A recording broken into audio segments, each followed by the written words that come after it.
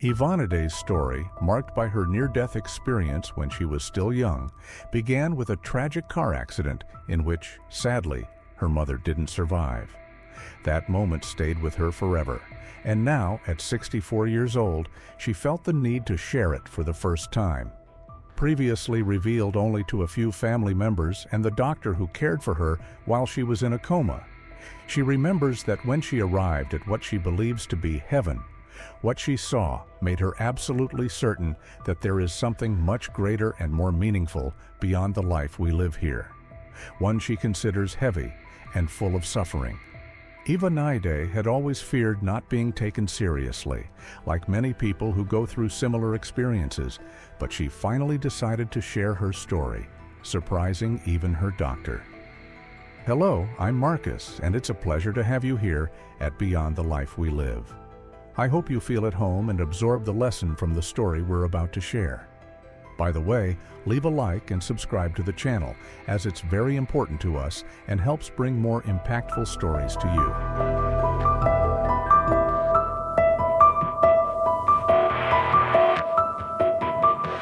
Moments after the terrible car accident that took her mother's life, Ivaneide was rescued by people who happened to be nearby and was quickly taken to the emergency room, where she had her last glimpse of her mother, unconscious.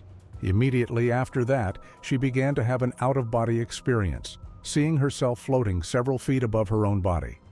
That was the beginning of her coma, caused by multiple severe fractures and internal bleeding. The doctors didn't know if she would survive, given the seriousness of her injuries.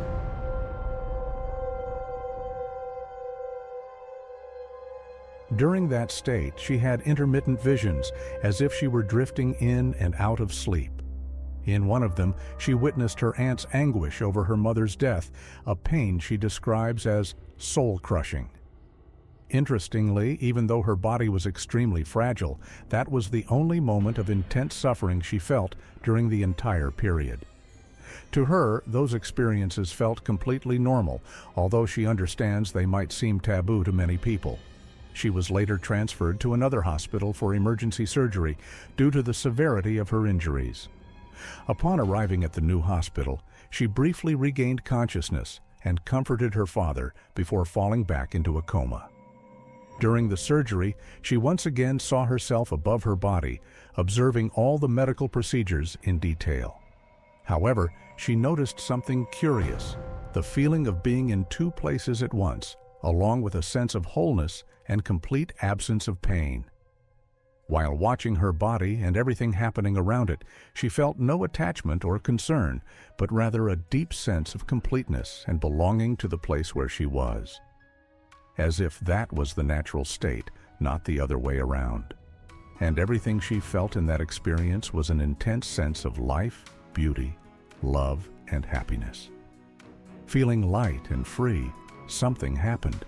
She began being pulled upward, describing the sensation as being taken through a tunnel.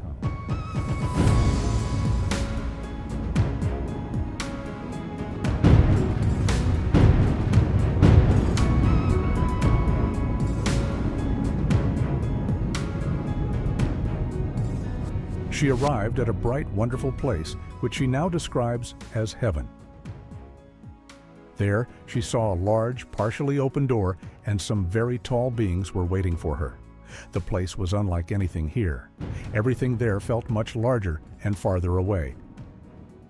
And there were things she can't clearly describe, but she remembers that upon seeing that place, her first feeling was that it wasn't strange, and that she belonged there more than in our world. It felt very familiar, which confused her in that moment.